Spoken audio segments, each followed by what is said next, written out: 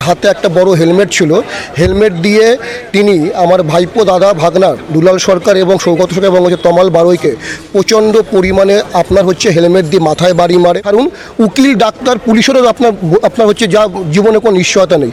এমন জায়গায় দাঁড়িয়ে আছি যে এখন আমরা কী করবো পুরোপুরি ক্লুলেস বুঝতে পারছি না। যখন অ্যাডভোকেট দুলাল সরকার তার নমিনাল প্রোটেস্টটুকু করে, তাকে অশ্রাব্য ভাষায় খিস্তিখামারি গালিগালাজ করে এবং কিছু খালাসি ড্রাইভাররা এসে গাড়ির উপরে হামলা চালায়, ভাঙচুর করে এবং তাদেরকে জোরপূর্বক গাড়ি থেকে ছিনিয়ে বের করার চেষ্টা করে। কালকে সন্ধ্যা 7টা নাগাদ আপনার বারাসাত বামনগাছির মাঝখানে যে রিজেন্ট পার্ক বলে যে জায়গাটা আছে, ওর একদম অপোজিটে আপনার একটা পেট্রোল পাম্প আছে, এইচপি পেট্রোল পাম্প। তো সন্ধ্যা 7টা নাগাদ অ্যাডভোকেট দুলাল সরকার, যিনি সম্পর্কে আমার বড় ভাই দাদা হয়, আমার ভাইপো সৌগত সরকার এবং ভাগনা তমাল বারৈ ওই একই গাড়িতে ছিল। তারা গাড়িতে আপনার ফুয়েল রিফিলিংয়ের জন্য পেট্রোল পাম্পে ঢুকবার চেষ্টা করছিল। তখন ওখানে কিছু আপনার হুলিগান ছিল, যারা ওখানকার নেতা হর্তাকর্তা এবং কেউ আপনার গাড়ির ড্রাইভার, কেউ গাড়ির মালিক, কেউ গাড়ির খালাসি, কেউ গাড়ির মাঝখানে ম্যানেজার।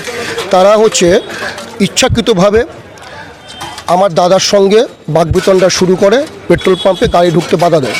যখন অ্যাডভোকেট দুলাল সরকার তার নমিনাল প্রোটেস্টটুকু করে, তাকে অশ্রাব্য ভাষায় খিস্তিখামারি গালিগালাজ করে এবং কিছু খালাসি ড্রাইভাররা এসে গাড়ির উপরে হামলা চালায়, গাড়ি ভাঙচুর করে এবং তাদেরকে জোরপূর্বক গাড়ি থেকে ছিনিয়ে বের করার চেষ্টা করে।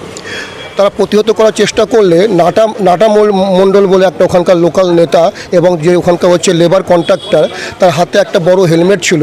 হেলমেট দিয়ে তিনি আমার ভাইপো দাদা ভাগনা দুলাল সরকার এবং সৌগত সরকার এবং তমাল বারৈকে প্রচণ্ড পরিমাণে আপনার হেলমেট দিয়ে মাথায় বাড়ি মারে, লাঠি চর কিলঘুষি মারে এবং দুলাল সরকারকে পিছন থেকে ওই 6-7 জন যারা আসামি সঙ্গে ছিল, ওখানে আপনার খোকন মণ্ডল ছিল, রহমত আলী মণ্ডল ছিল, মমিন আলী মণ্ডল ছিল, শরীফ আলী ছিল, তার সঙ্গে নাটা মণ্ডল ছিল, এরকম আরও প্রায় 3-4 জন ছিল। মোট প্রায় 7 থেকে 8 জনের বেশি ছিল।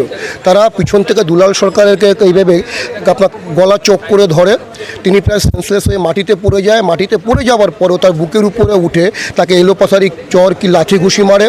তার গলায় একটা দামি চেন ছিল সোনা, সেটাকে ছিনতাই করে।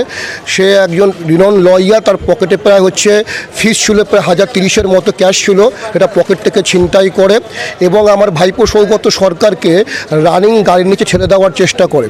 এবং তারা লিটারেলি এটা বলছিল যে এটা আমাদের এরিয়া, এখানকার হর্তা বিধাতা আমরা, এখানে উকিলও আমরা, কোর্টও আমরা, জাজও আমরা, বিচারকও আমরা, এখানে আমরাই ফয়সালা করি। এখানে তোদেরকে পিটিয়ে মেরে ফেলে কেউ কিছু আমাদের করতে পারবে না। আমাদের পলিটিক্যাল রেঞ্জ এত বড় যে তোরা কেউ কিছু করতে পারবি না। এর থেকে বড় কথা কী হলো, রাত 9টা নাগাদে ঘটনার পরে পুলিশ একটা লরি সিজ করে এবং 2টো আসামিকে পুলিশ অ্যারেস্ট করে, খোকন মণ্ডল এবং রহমত আলী মণ্ডল।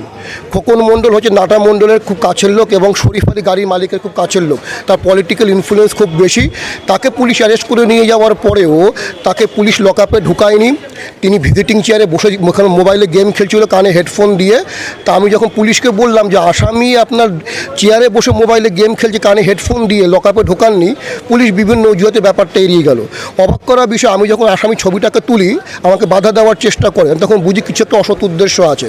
এবং টেকনিক্যালি কী হচ্ছে, আজকে যখন আসামিদেরকে কোর্টে প্রডিউস করা হয়, ওই যে আপনার খোকন মণ্ডল যে ওই মারধরে মুখ্য ভূমিকা গ্রহণ করেছিল, তাকে পুলিশ সাইড করে দিয়ে যে ও সহযোগী ছিল মমিন আলী মণ্ডল গাড়ির খালাসি এবং রহমত আলীকে, দুজনকে পুলিশ কোর্টে প্রোডাকশান করে এবং একটা আসামিকে পুলিশ ছেড়ে দেয়।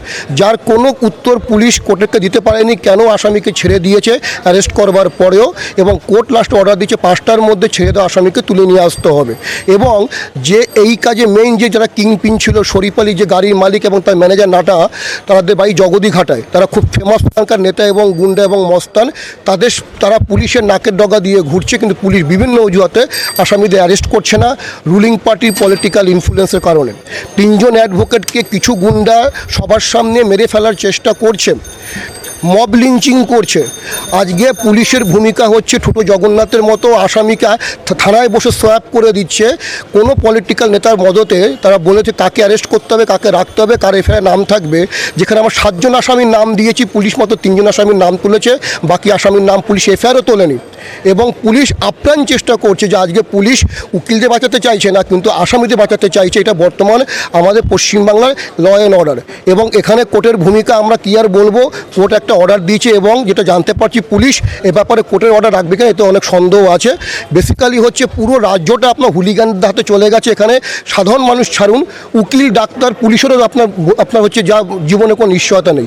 এমন জায়গায় দাঁড়িয়ে আছি যে এখন আমরা কী করবো পুরোপুরি ক্লুলেস বুঝতে পারছি না।